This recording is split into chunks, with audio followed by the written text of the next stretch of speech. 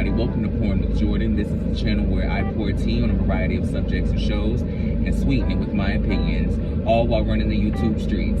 I'm your host, JordenRanae, and I want to thank you for taking the time, taking a break, and having a drink with me. Today we're going to do something new on my channel, and I'm going to start a new segment called Throwback TV. And this is going to be a segment where I take a little time to just break down different shows that I grew up watching, and I recap each episode each week. Just kind of live through the nostalgia, talk about what I took from the episode, not necessarily do a full-blown like play-by-play recap, but I just want to talk about the highlights of the episode and talk about some things that were either the funniest to me or the most important, and just kind of take a moment and appreciate these shows that I love, right? I really want to make these kind of short videos because I want you guys to go and watch the episodes, so I don't want to tell everything. But I do want to come back each week and just talk about how funny the episodes were, right? So I'm going to start with Moesha, and I'm going to start with Girlfriends. I'm going to be doing 2 videos a week. So I'm going to be doing Tuesday and Thursday, right? Tuesday is going to be my Moesha video, and then Thursday is going to be my Girlfriends video. And the reason why I'm doing Moesha and Girlfriends is because Moesha is my favorite sitcom of all time, and Girlfriends is probably the closest second, right? My top 3 favorite shows are Moesha, Girlfriends, and Soul Food the series, but we'll get to all of those later. So today I'm gonna take time to just kind of highlight the first episode of Moesha, and we're gonna talk about the pilot. We're gonna talk about some fun things that I noticed in the episode. We're gonna talk about some of the highlights and just run down basically what happened in the episode and get a feel of how this series starts, right? For the first episode, we see that they started off with the opening credits, and we don't start it off with Moesha's opening monologue. I forgot about that. I forgot that because I'm so used to the opening music coming on, which used to be my ringtone. I think I'm gonna download it again and make it my ringtone. The opening music coming on and Moesha doing her monologue about whatever the episode is generally gonna be about, right? I love the fact that this show was that perceptive to basically give the audience an overview of what they were about to see. I don't know if that was something that was overt or something that was blatantly stated, that we were trying to tell you basically what you're getting ready to see in the episode or what the lesson of the episode is going to be, setting up the lesson of the episode. So I want to know how that played into the writing of the episode, and was that conscious, right? We start with the opening credits. I love Moesha's outfit.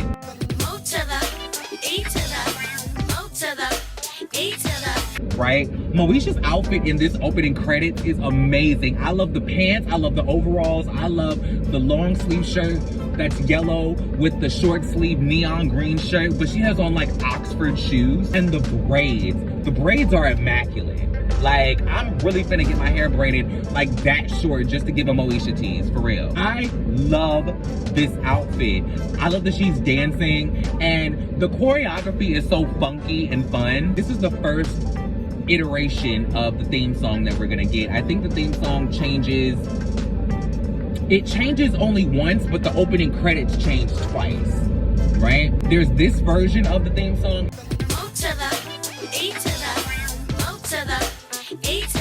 And then there's the version of the theme song that I think happens in season 2 that we have for season 2 through 6. But the way that they do the opening credits is gonna change, and it's gonna be, you'll see. Anyway, Moesha is dancing in the opening credits, and it's fun, and they're doing the whole going through and introducing all of the characters, and it's really 90s, and it's really, I love the way they shot this, of like zooming into their lives for a second and then zooming back out, but it's all from the perspective of, actually, I don't know whose perspective it is, because at first I was gonna say that it was through Moesha's perspective, but we're seeing what she's doing in the shots as well. It's just fun to look at the people's lives who we're gonna be entering, and the cinematography is so cool here. I like the way that they shot this, right? So we get to Moesha's opening monologue, and this is gonna be the start of something classic, right? This reminds me of something that Melissa Joan Hart used to do in Clarissa Explains It All. I don't know if this was something that they consciously did, not because of that show, but was inspired by that, or if this came from somewhere else that I just don't know the reference, right? But the only show that I remember doing something like that before I saw Moesha was Clarissa Explains It All, right? So in the monologue, she's talking about her first love, all of these things. She's being really like deep and involved in her feelings and really engrossed in the moment for a 14-year-old. Then she breaks the moment and is like talking about a pimple. It was just so funny. The moment that stood out to me was when she was talking about Dee and how she liked it better when it was just her dad and Miles and her, right? And she was like, basically Dee is coming in to like take over everything and do all of this, that, and the third. Girl, what did you expect? She married your father. Like, what did you think that she was gonna do when she moved in? Anyway, I like that they kind of set up that we're gonna have an interesting dynamic with Dee and Moesha on at least the first episode, because if you realize their tension really didn't last. Excuse me.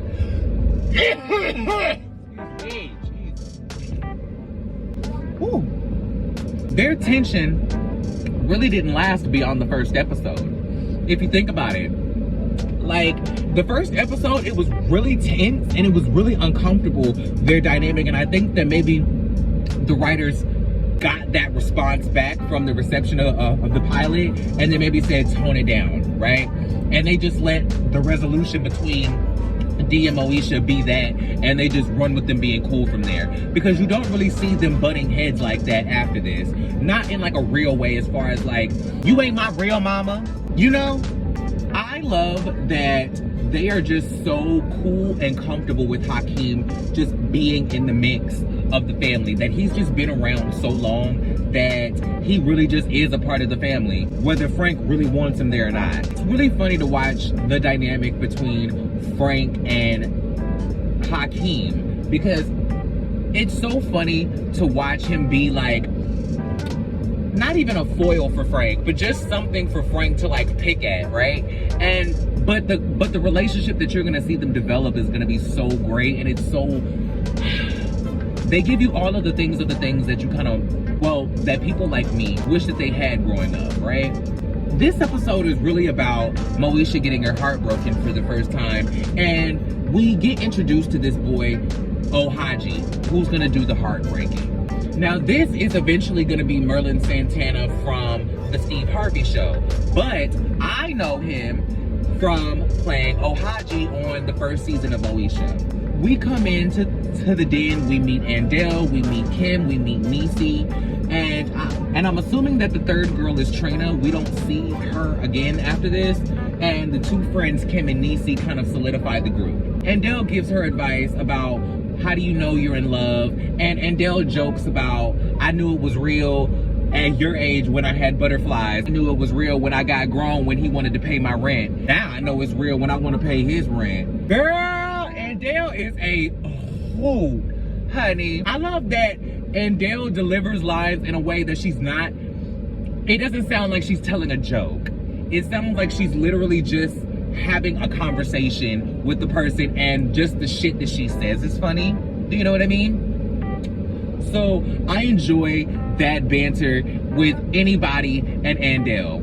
So she runs over to the friends, and we meet Kim, we meet Niecy. Kim is whiter than all outside, hot in the ass, fast, and in the grass, honey. I do not know, like, girl, Kim is on. So we see Hakeem come in, and that is the first time that Kim realizes that Hakeem is fine, right? So that sets in motion this dynamic between Kim and Hakeem that we're gonna see for 5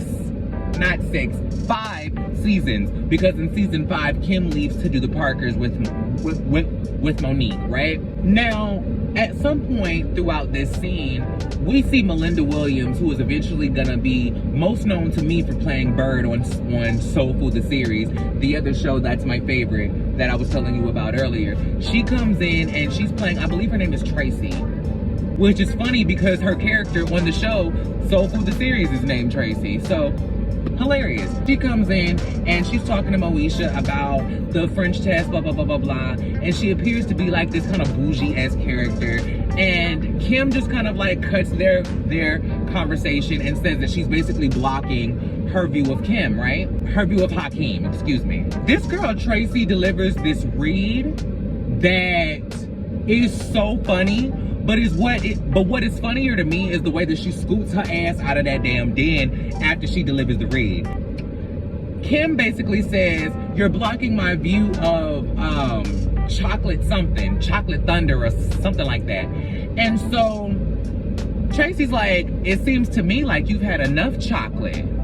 And then Kim is like, oh, I don't play that. Mo is trying to diffuse and like, she's playing. So she's like, I don't play that. And besides, my mama says it's just baby fat anyway.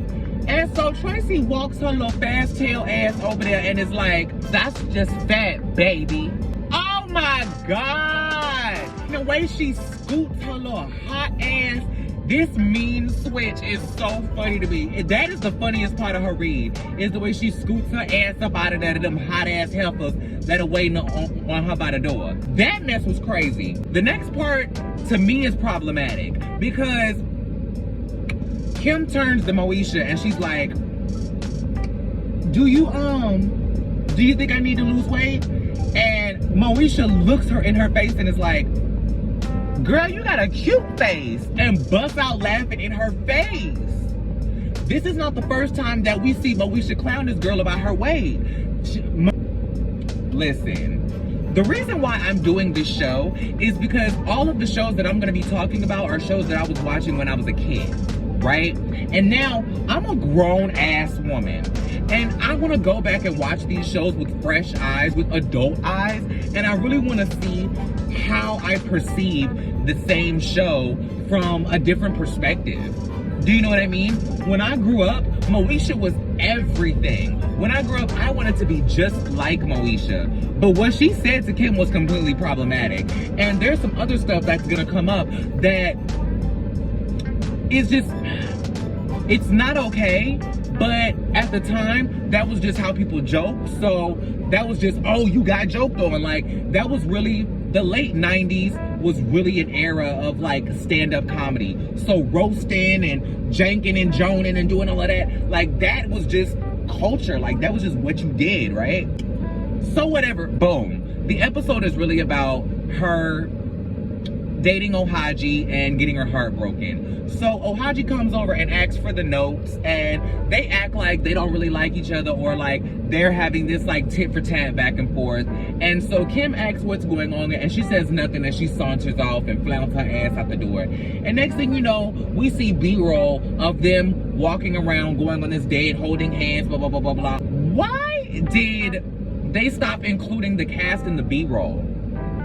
Because at some point, you really didn't see a lot of the cast in the B-roll. Like, or they started doing like these crazy versions of the B-roll. Like, Moesha had some of the best B-roll for me because they would incorporate the cast, but as the seasons developed, they would incorporate the cast in these really weird ways, and it started becoming like these funky transitions from scene to scene. Anyway, so they go to the park or wherever it is they're at, and basically they're celebrating their 1 week anniversary of creeping around because she's not allowed to date until she's 16. They're on the low, they're creeping around, they're sneaking behind they're sneaking behind Moesha's daddy's back, and he writes this poem for her called Secret Love, and it's about, you guessed it, their secret love.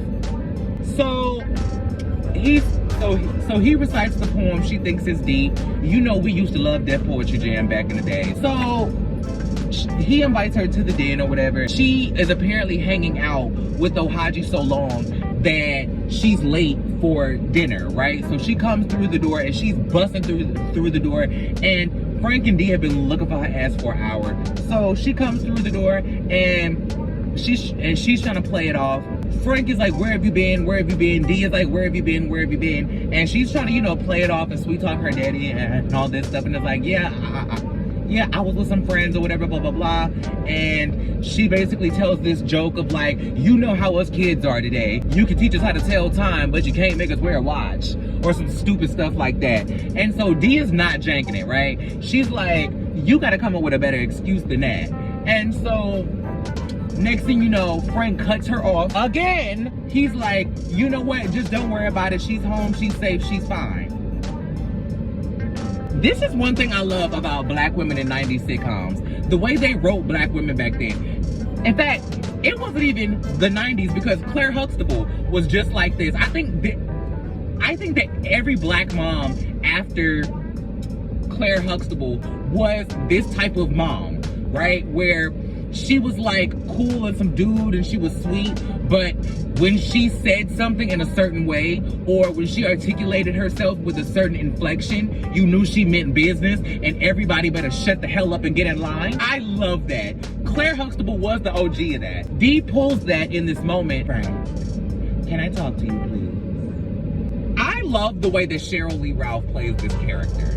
Cheryl Lee Ralph plays this character as a mix between Claire Huxtable and Eartha Kitt, because she's a proud Jamaican woman, and I love that they made Dee's character Jamaican too. So she gets to flaunt her Jamaican flair, but she does it in a way that is this sensual and sexy thing, and she gets to tell everybody what to do, and she comes in and she's the matriarch of this family, and she gets everybody in line. Anyway, Dee excuses them to the next room, and Miles makes a joke and is like, see, now you got dad in trouble too, right? So they go in the next room, and Dee basically tells him, like, why are you doing that? Why are you cutting me off? Like, why are you not letting me have a moment to articulate my feelings about Moesha's discipline, right? So they go through this conversation, and he eventually gets it, and he's like, what do you want to do? And Dee's like, no, let's do it as a team. But he's like, no, let me just follow your lead, but I got your back, right? Because I want your help. So whatever you feel is best, I feel is best. Let me back you up. So cool. Boom. We go back in the kitchen, and Frank all of a sudden has to go back to work. So now he's like, when Moesha asks, can she go to the den? He's like, well, ask Dee, because I got to go back to work. What does you going back to work have to do with you asking Dee? Like, I get the point of why you did it. You wanted to transition the power to Dee to give her the ball. But that segue was awful. Moesha and Dee have this tit for tat, and they go back and forth. And basically, Moesha is being a snot-nosed brat, and she's like, and she eventually verbatim says the words, you can't tell me what to do. I think Moesha was still working with I think Brandy was still working with an acting coach at this time, trying to get her acting chops back up, because the way that she delivered that line was terrible. Even in the final episode, the way that she delivered that, you can't tell me what to do line is terrible. It just is not convincing. So they get into it, and basically Dee grounds her. And so she walks off, and the next scene we see is at the den, and Moesha is walking in. They're at the poetry night where Ohaji has invited them to listen to him read his poetry. And so Moesha comes in, and she's like, yo, hey y'all, what's going on, blah, blah, blah, blah, blah. And so Kim informs her that her man Ohaji has been looking for her, right? Her man Ohaji been looking for her. And so she doesn't go up to Ohaji in the moment, because they're having a conversation, and the next thing you know, by the time she gets your point across, he's on. Because Kim is basically calling her out about not telling her that she's been sneaking around with Ohaji or whatever. And she was like, dang, I thought I was your girl. And she was like, yeah, you're my girl that has a big mouth. Ohaji goes on, and I will say, this poem was fire. This poem was fire. Like, I love the way that he did it. I love the way that he got it, because there was a line that he inflected. There was a line that he flubbed the inflection, and he put the emphasis on the wrong word earlier when he came over and asked her for the notes. And she was like, yes, I do have the notes, but no, you may not borrow them, right? She was basically correcting his grammar. He was trying to be a smart ass and be like, well, you may sit on my lap and show me the notes, or whatever he said. But the emphasis was supposed to be on may, and he put it on sit, and it didn't make the line, and the line didn't make sense. And I guess that he did it so much that they just left it in the show, because that's in the final episode. The way that he delivered this poem was great. So I guess somebody got in his ear and was like, look, you gotta sell this poem, okay? So he comes off stage, and they're all, you know, clapping for him. He killed the poem. Mo's getting ready to walk up to him, and next thing you know, he comes off of the stage and he kisses Tracy square in her mouth. Oh, So Moesha is clearly upset. She's like, what the heck is going on here? You invited me here. I thought that you were supposed to be my man. What the heck? Like, Kim is ready to fight. And Moesha's like, chill, I got it. She walks over to him and just taps him on the shoulder and is like, so he wipes the kiss off and is like, oh snap, Moesha, what's going on? Da, da, da, da. You know, all that court mention. So he's like, you tell me, blah, blah, blah, blah, blah. Tracy's like, what's going on here? I'm glad that they didn't go at it with each other. I'm glad that they both stuck to arguing with him. Now, I want to know what happened with Tracy after that. But anyway, basically, he tries to sweet talk Moesha. She's like not having it. And so next thing you know, she's back at the house.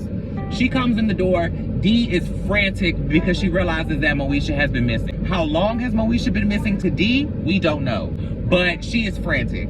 So she comes in the house and D is like, listen, I'm not your mama and I ain't your daddy, but I am somebody that you have to respect. And if you ever, hold on, and she looks over and Moesha's crying, right? So next thing you know, now she breaks into good cop mode. And she's like, Moesha, what's wrong? And she somehow convinces Moesha to confide in her. I don't know how Moesha broke that quickly, but I guess that D caught her in just the right vulnerable moment. So she explains how he invited her to the den and she came in and saw him kissing another girl, blah, blah, blah, blah, blah. They have this bonding moment of, you know, because one boy upsets her, now all of a sudden nobody cares about her. And so she's going off on this tangent and so D has to talk her off of the ledge. And she says some things that kind of break the ice. And so they have this conversation. By the way, Moesha's outfit in this scene is incredible. I miss girls wearing like the shirts with the skirts but like having a blazer over it. That look needs to come back. It is so sickening. I love that outfit in the scene. She eventually breaks the ice, and so when they're about to break scene, Moesha says, can you keep this between us, right? D is like, so not tell your father. So D never actually answered whether she would keep it a secret or not, but she did reaffirm to Moesha that her ass was grounded. So all's well that ends well. That was basically the end. That was basically the end of the episode. We get a closing monologue from Moesha talking about how basically Ohaji wasn't her first love, and you know, things happen, life goes on, he isn't so bad, blah blah blah blah blah, and her pimple is gone. So that's the end of the episode. Moesha is a smash. It's a great first episode to start this show off with. It's a great way to introduce the characters. It was a great way to come in with giving a story that shows exactly what the show is going to be about. Yes, there's going to be conflict between these characters, but at the end of the day, they're going to be a family that loves and respects each other, and that love that they have as a family unit is going to be what holds them together at the end of the day. But one fact that I did want to just mention before I left, to see if anybody else recognizes this, is if y'all notice, the house in the first episode is not the house that we're gonna see throughout the majority of the show, right?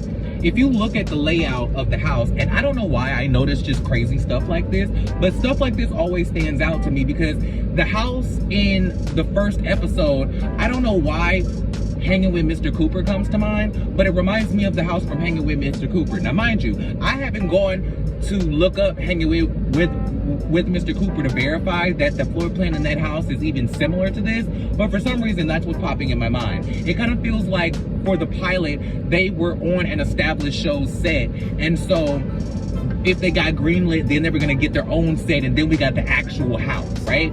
If anybody notices that, let me know. That's all for this episode. I'm gonna be back next week to talk about the highlights of episode 2, and that one is gonna be Friends, which I believe is the cheerleading episode when Kim and Moesha try out for cheerleading, and just tune into the next episode. Thank you guys so much for watching. I appreciate you guys taking the time, taking the ride, having a drink with me, and I hope that the tea that I served you guys was plenty entertaining, and I hope that my opinion sweetened the hell out of it for you. So if I did what I was supposed to do, if I gave what I was supposed to give, if I served what I was supposed to serve, like, share, and subscribe, comment, hit the notification bell, do all of the YouTubey things. Make sure you guys follow Judgy Justice. Make sure you follow Janelle Sunshine. That's JeaNell Sunshine, all one word, on all social media. And Judgy Justice is JUDGY Justice, all one word. Catch all of us on Hot Messy Topics Monday through Friday with Up and Adam Live and Jason Down with Jason. The reason why I always mess up his name is because his name on Twitter is not his YouTube name. So I always just say his name. Catch us on Hot Messy Topics with Up and Adam, Down with Jason, Kempire, Judgy Justice, Janelle Sunshine. Thank y'all for taking the time. I appreciate y'all, and I'll holler at y'all later. Peace. Mo to that. E to that. Mo.